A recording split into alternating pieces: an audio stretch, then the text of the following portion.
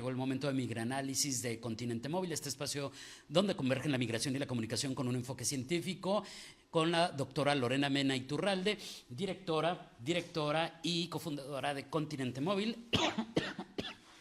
Un proyecto independiente dedicado a la investigación, capacitación y divulgación sobre migraciones, egresada del doctorado en Ciencias Sociales del Colegio de la Frontera Norte, de El COLEF, candidata al Sistema Nacional de Investigadores, docente en la Universidad Pedagógica Nacional Plantel Nogales y quien ha participado en proyectos de investigación sobre el tema migratorio en nuestra región, además de que ejerció el periodismo durante una década. Lorena, qué gusto saludarte, muy buenos días. Muy buenos días, David. Un gusto saludarte también y a toda la audiencia de Uniradio. Hoy nos vas a poner en perspectiva el tema de los refugiados con cifras que ya vi que están, pero realmente impresionantes, importantes. Platícanos, por favor, Lorena. Sí, David, este 20 de junio, como cada año desde el 2001, es decir, mañana, se conmemora el Día Mundial del Refugiado. Así que en este migranálisis vamos a revisar cómo van estas cifras en el mundo y en el caso de México. Pero para poner en contexto el tema, es importante primero que señalemos que, según el Alto Comisionado de las Naciones Unidas para los Refugiados, ACNUR, en todo el mundo se contabilizaron hasta finales de abril de 2024 más de 120 millones de personas que han debido dejar sus hogares por la fuerza, con lo cual a nivel global prácticamente una de cada 69 personas, esto es el 1.5% de la población mundial, se encuentra actualmente en situación de desplazamiento forzado. Sin embargo, cuando hablamos de desplazamiento forzado, entran aquí distintas categorías. Tenemos dentro de esto, pues, a los desplazados internos, a los solicitantes de asilo o refugio, a los refugiados y otras personas con necesidades de protección internacional. Lo importante, David, aquí es clarificar la diferencia entre ser un desplazado forzado interno y ser parte de las otras categorías. Y esto tiene que ver con el hecho de cruzar o no la frontera, una frontera internacional. Generalmente las personas que se ven obligadas a huir de sus lugares de residencia habitual lo hacen primero dentro de su propio país. Esto lo estamos viendo con miles de personas mexicanas que están saliendo de estados tomados por el crimen organizado hacia estados de la frontera norte para preservar sus vidas. Sin embargo, una vez que estas personas atraviesan una frontera internacional, digamos que llegan a los Estados Unidos, pues pueden llegar a convertirse en refugiados. Ahora bien, ¿qué son los refugiados? Pues son personas que se encuentran fuera de su país de origen debido a fundados temores de ser perseguidas por motivos de raza, religión, nacionalidad, pertenencia a determinado grupo social u opiniones políticas y en consecuencia requieren protección internacional. Esta definición universal está recogida en la Convención sobre el Estatuto de los Refugiados de 1951.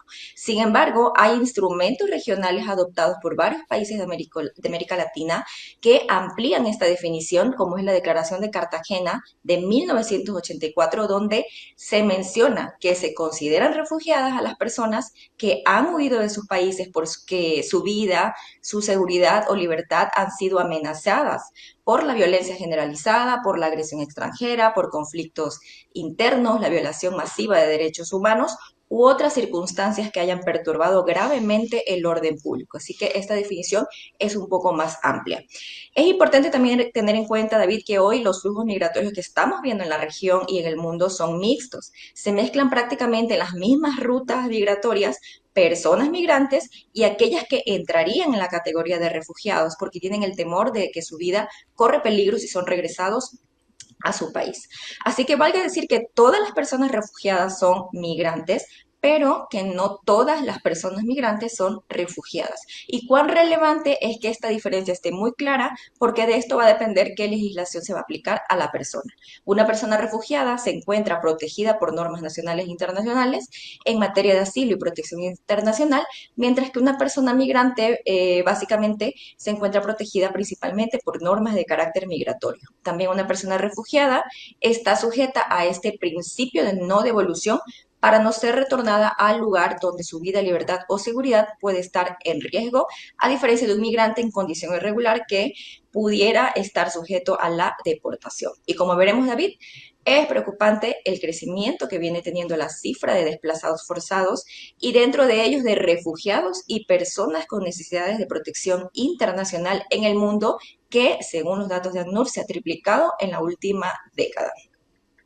Bueno, y voy a decir algo, evidentemente, algo muy obvio, pero pues estas personas que buscan refugio, pues buscan una protección evidentemente internacional que en su país no obtuvieron. Entonces, pues bueno, de ahí entonces, ¿qué podremos decir respecto a las razones principales o los países tal vez principales y los números que, insisto, realmente, como bien dice, son preocupantes? Sí, mira, según la ACNUR, la población refugiada en el mundo aumentó un 7% a lo largo del año 2023 y llegó a 43,3 millones de personas. Aquí estamos incluyendo a personas ya reconocidas como tal, es decir, como refugiadas, pero también están personas en condición similar al refugio y personas con necesidades de protección internacional. Señala ACNUR que prácticamente el 73% de refugiados procede de solo 5 países. Por países de origen, los datos hasta finales de 2023 nos dan cuenta de que la población de refugiados más grande que existe actualmente a nivel global son de Afganistán, con 6,4 millones de personas. Los afganos han sido acogidos básicamente en 108 países, pero el 90% de todos los refugiados de Afganistán están principalmente en Irán. Ahí hay más o menos casi 4 millones de afganos refugiados y también en Pakistán con más o menos unos 2 millones. El número de refugiados de Siria también alcanzó los 6,4 millones ya para el final del año 2023 y el 73% de ellos fueron acogidos en países vecinos como Turquía. Allí hay más o menos poco más de 3 millones de refugiados de Siria y también en Líbano y Jordania. Y está el caso muy conocido de los venezolanos, estos últimos años lo hemos venido comentando, se mantienen con una cifra bastante alta, ya suman más de 6 millones y residen principalmente en países como Colombia, Perú, Ecuador y Chile. También el número de los refugiados de Ucrania, que ya alcanza los 6 millones de refugiados al final del 2023, y esto representa un aumento del 5% desde finales de 2022. Sigue saliendo gente de Ucrania. Alrededor de 2,6 millones de ucranianos fueron acogidos principalmente en países vecinos y el resto en otros países europeos y más allá. Y también tenemos el caso de la guerra en Sudán. Tras el estallido de esta guerra, también el número de refugiados sudaneses aumentó un 79% hasta alcanzar el 1,5 millones de refugiados ya. Y un aspecto a destacar es que la mayoría de las personas refugiadas, según estos datos que recopila año con año ACNUR, permanecen cerca de su país de origen. De hecho, a finales del año 2023, el 69% de estas personas habían sido acogidas por países vecinos. Otro dato relevante es que siguen siendo los países de renta media y baja, es decir, países en vías de desarrollo, los que han dado acogida al mayor número de personas refugiadas en el mundo. ¿Y qué países concentran la mayor cantidad de refugiados del mundo? Tenemos en este orden, según los datos. En primer lugar, está la República Islámica de Irán, con 3,8 millones de refugiados en su territorio. Le sigue Turquía, con 3,3 millones. Luego está Colombia, con 2,9 millones. Le sigue Alemania, con 2,6 millones. Y Pakistán, con 2 millones. La mayoría de refugiados de Alemania, caiga hacer la declaración, pues eran básicamente de Ucrania, de Siria, de Afganistán y de Irak al final del año. Esto para aclarar pues este dato que decimos de que la mayoría están en países cercanos, pero en el caso de Alemania son personas que proceden de lugares un poquito más lejos. Entonces, esta es un poco la dinámica de lo que viene ocurriendo en el mundo con las cifras de refugiados. Oye, datos interesantísimos, que yo creo que muy pocos sabíamos todo esto que nos acabas de poner sobre la mesa, Lorena, en el sentido de los refugiados en otras partes del mundo, pero ¿qué hay respecto a nuestro país, en México?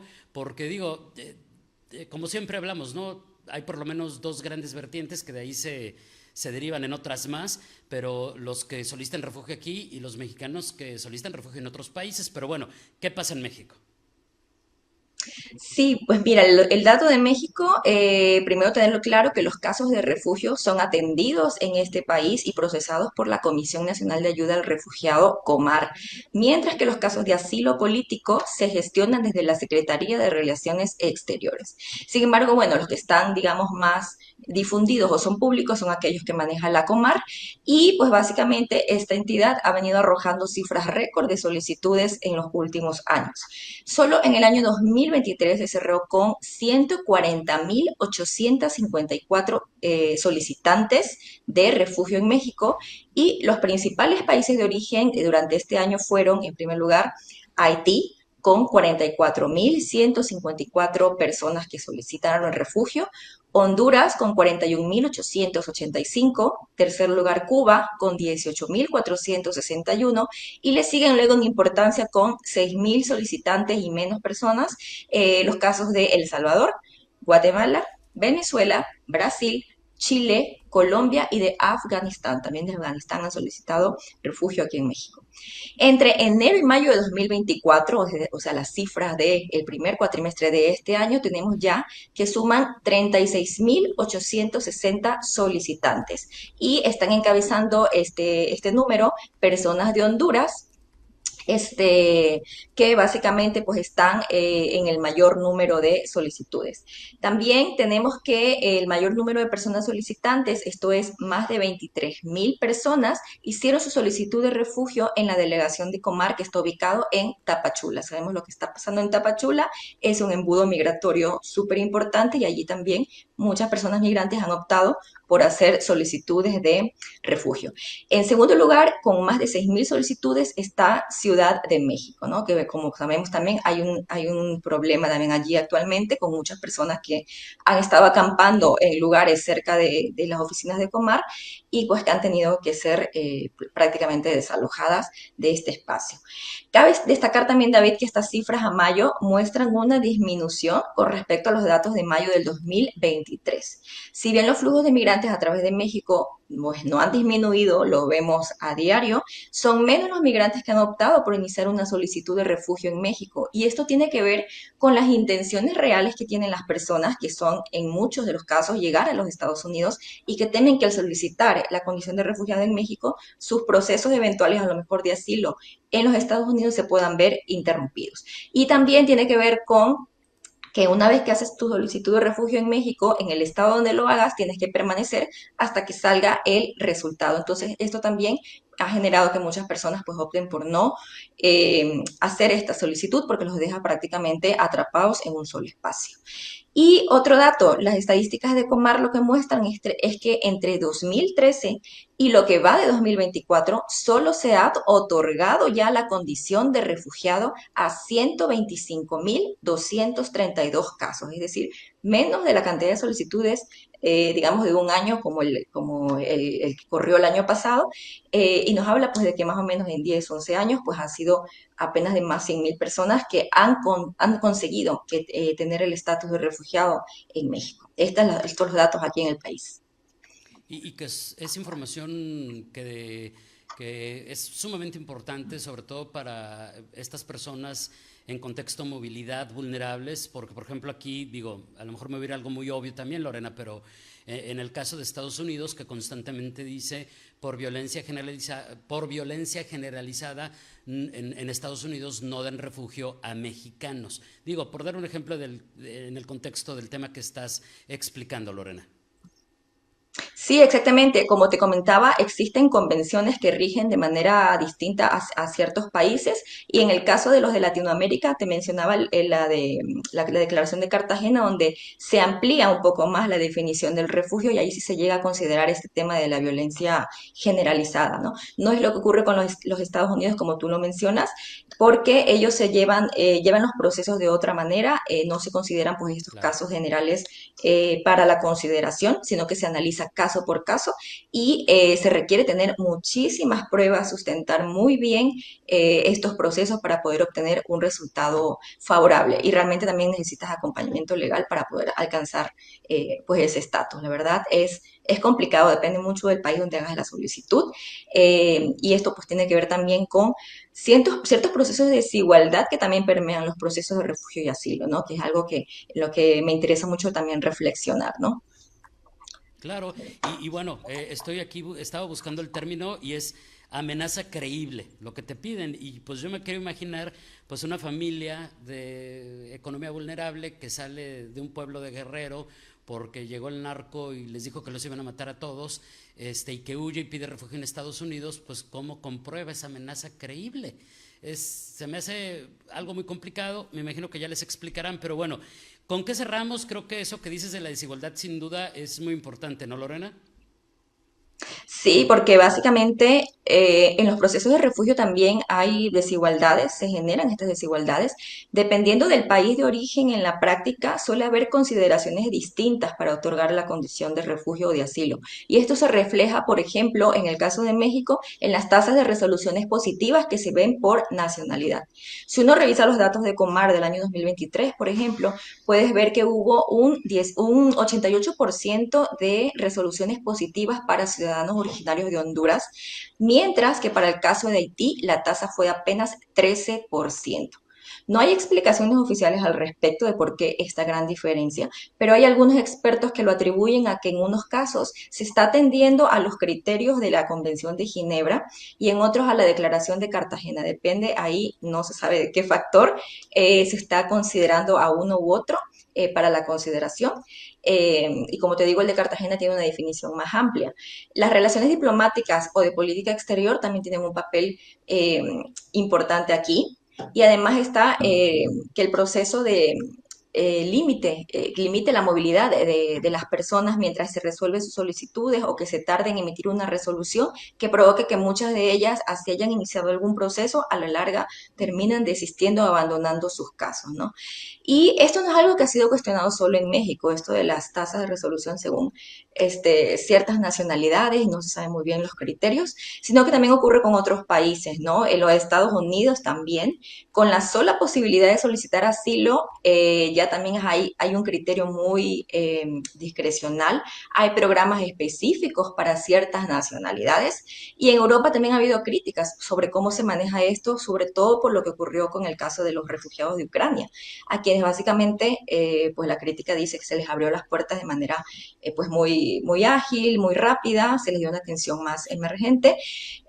Sin embargo, no ocurre lo mismo, por ejemplo, cuando las personas provienen de contextos complicados de África, por ejemplo, ¿no? Entonces, hay como estas diferenciaciones, se hablan ahí a veces de aspectos raciales, aspectos de clase, son temas que están sobre la mesa y que es importante pues considerarlos porque esto abona la vulnerabilidad que ya enfrentan quienes ya dejan sus lugares de origen y requieren protección. Así que esto es un tema también importante de tenerlo en consideración, David. Lorena, como siempre, muchísimas gracias. Qué temas tan interesantes, pero sobre todo, insisto, importantes de los que podemos seguir aprendiendo en el tema de los migrantes, de las personas en contexto de movilidad. Gracias y que tengas un excelente miércoles. Un abrazo. Un abrazo, David. Excelente miércoles y saludos a toda la audiencia.